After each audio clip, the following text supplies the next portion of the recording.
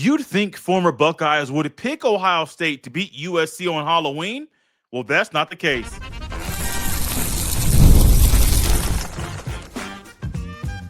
You are Locked On Buckeyes, your daily podcast on the Ohio State Buckeyes. Part of the Locked On Podcast Network, your team every day. Welcome in, Buckeye fans, to a bonus episode of Locked On Buckeyes, which is your daily Ohio State podcast. Part of Locked On Podcast Network, your team every day. Now the number one sports podcast network. I'm your host, Jay Stevens, veteran sports talk host, delivering passionate coverage about your Buckeyes. And during this Buckeye Blitz, we will predict what network is going to broadcast Ohio State's road game at USC. But first, when you saw Ohio State's schedule, you look at Halloween weekend, you see it's a road game at USC. You probably got excited, maybe a little bit nervous, because that could be a little spooky game for the Buckeyes coming off a bye week, going to a place that you rarely go. That's a recipe for something odd to happen. Well, what was odd recently in regards to this game was a conversation on Twitter that two former Buckeyes had. One Buckeye picked Ohio State to win that game. The other former Buckeye picked USC to win that game. The other Buckeye that picked USC to win the game was also someone that played at USC. His name is Bryson Shaw. Bryson Shaw had a back and forth with Steele Chambers. They were former Buckeye teammates, and Bryson Shaw is doubling down, tripling down, putting the hammer down that USC is going to beat Ohio State. He was on a podcast recently, and he quote tweeted the podcast and said, "It's great to be on the show. Can't wait to get the season rolling. Fight on." When I saw "fight on," I'm thinking, sir, I know it's a USC thing, but let's not forget, you were also playing at Ohio State. Well, Steele Chambers came back and said Big 8-4 season coming up next year. It's a couple of friends going back and forth, just talking trash. They do shows together, and so I know they don't dislike each other. But Bryson Shaw came back and said, well, I guarantee you they beat Ohio State October 31st at home, by the way. Crawford, Jide, Lucas, Shelby, and so on will have a field day with that front. I'm thinking, excuse me? And then he's going to go on further and say, you guys live in a bubble. And I'm thinking, you used to be a part of that bubble. So what happened to this man that he is all of a sudden now saying, oh, no, I'm all about USC. I'm all about Southern California. And trust me, I've been out there to SoCal. It's a beautiful place. I want to go back, take my wife and my kids down the road. I want to take them down to SoCal because it's a fun place to be. But USC is not a better football program than Ohio State. And you can look at the past few years, say from Ryan Day and Lincoln Riley, since they've been at their respective schools, you can look out there and say Ohio State's been better, consistently better across the board. There's no ifs, ands, or buts about it. So for you to come out here, Bryson Shaw, and to say, well, Ohio State is going to lose to USC, these guys are going to have a field day with that front, it make sense. Come on now. And I like what Steele Chambers did. He went on further. He ended up talking about how no more riding on Bush and Leinert's coattails. He's talking about you can't lean on the days of Pete Carroll and USC. This USC team isn't that one. And that's true. That's factual. But I love the back and forth. I love former Buckeyes going back and forth like that. But Bryson Shaw, come on now. If you want to come on this show and discuss this very topic that Ohio State is going to beat, Ohio State's going to lose to USC on Halloween, come on now. I would love to go to the LA Coliseum too. We will welcome you on the show to talk about this topic because Ohio State's a better program. Ryan Day is not just some run-of-the-mill, just average coach. No. He's not perfect. He's not he has his own flaws, but Lincoln Riley's running a program that is trying to get to where Ohio State currently is. Ohio State's already there. I would trust Julian Sayin, Jeremiah Smith, Bo Jackson, Luke Montgomery, Carson Hinsman, Austin Saraveld. You go on defense, guys like Earl Little Jr. and Terry Moore and Christian Allegro and Edric Houston. I'm trusting these guys to get the job done on a Halloween weekend. And as I think about Ohio State's schedule, and we were very open on the show about how difficult that schedule is, yeah, there are some moments on this schedule that are going to be very, very tricky. And trust me, at IU, a bye week and then at USC, and then Oregon after that. That's a very tough 3-game stretch. And the most winnable game in that period is on the road at USC. And I don't think Ryan Day is going to go out there to Southern California, kick his legs up on the beach and say, we ain't got to prepare no more. We don't have to do no more walkthroughs. We don't have to do anything we need to do just to prepare for this game. We can kick back, relax, get off our routine that I have preached. It needs to be something that we stick to no matter what. I'm going to get off our routine and just go out here and just have some fun in Southern California on Halloween, have a special trip for the boys right now. He's not going to do that. It's not going to happen. So, Bryson Rogers, this isn't just me saying something where I am just a guy that wears scarlet glasses all the time. That's not me. People on this show know. I will give you my real honest opinion. And my real honest opinion is Bryson Shaw think you're wrong. I also love to know what happened at Ohio State because that's just being honest. I was critical of Bryson Shaw when he was here because there were times I'm thinking, like, why is he in that position? I also don't know it was being coached. And I also know, I believe it was the Jim Knowles' first year, which is the worst of any defense when Jim Knowles is there. And so maybe that was a factor into it. I don't know. But I do know this. I disagree wholeheartedly with Bryson Shaw about this game. While I believe there are some moments this year that are going to be tricky at Texas, at IU, at Iowa, at USC is going to be tricky. Don't get me wrong, it's going to be tricky. But between at Texas, at Iowa, at IU, at USC, home against Oregon, home against Michigan, that's one of the more winnable games. That's right up there with at Iowa. That is one of the more winnable games among the ones that I just mentioned. I think Ohio State goes out there to USC and beats the Trojans. Yeah, USC has the current or the all-time head-to-head record. Okay, that happens. USC was really good back in the day. Really good. Really good in the early 2000s.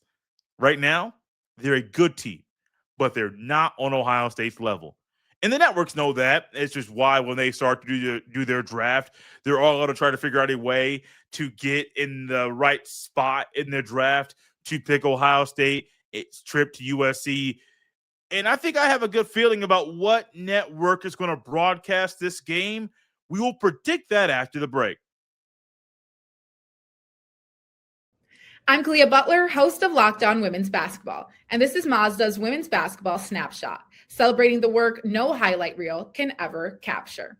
Number 1 ranked UConn dominated Tennessee 96-66, turning a halftime tie into a historic win and avenging last season's loss by delivering the largest margin in the rivalry's history. AZ Fudd had 27 points and Sarah Strong added 26 as the Huskies remain perfect on the season, reminding everyone why they are the reigning national champions. In the Big Ten, number 2 UCLA rolled past number 8 Iowa 88-65, powered by 22 points from Angela Dukeledge and a huge advantage in the paint, staking their claim as a national threat. These moments are earned off the clock, those long before the lights ever come on. The sweat, the fakes, the doubt, the scrapes, and coming back for more every time. Mazda puts that same drive into every detail. Wins define the moment, putting in the work, that defines you. There's more to a Mazda because there's more to you. This episode is also brought to you by our friends at TurboTax. Tax season doesn't have to take over your life. This year, TurboTax is making it easier than ever to just hand things off and move on with your day.